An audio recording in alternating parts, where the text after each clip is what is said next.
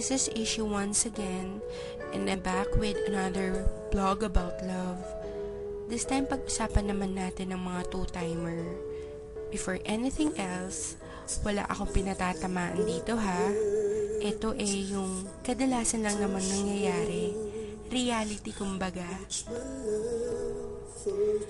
Masarap mag two-time, diba? Yung tipong dala-dalawa sila, tatlo-tatlo, minsan 10-10 pa nga eh.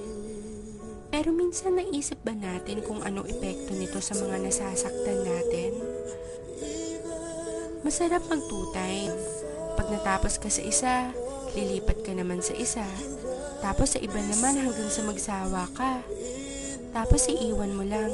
Kasi may nakita kang mas gwapo o mas maganda sa kanya. Minsan pag nag-away kayo ng number 1 mo, damay-damay pati yung second, third, and so forth. Kawawa naman sila, no? Samantalang wala naman silang ginagawa sa'yo kung di ang intindihin ka at mahalin lang. Bakit nga kaya masarap mag two-time? Kasi hindi ka marunong makontento sa kung anong meron ng girlfriend or boyfriend mo? Kasi meron mas better sa present mo?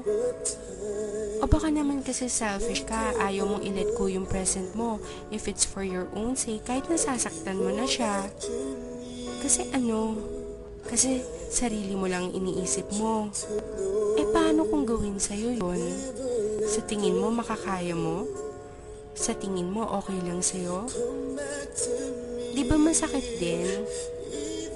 Tsaka, saka mo malalaman na mahal mo pala talaga siya pag may mahal na siyang iba. Pag hindi na ikaw ang mahal niya. Guys, masarap pagmahal at mahalin.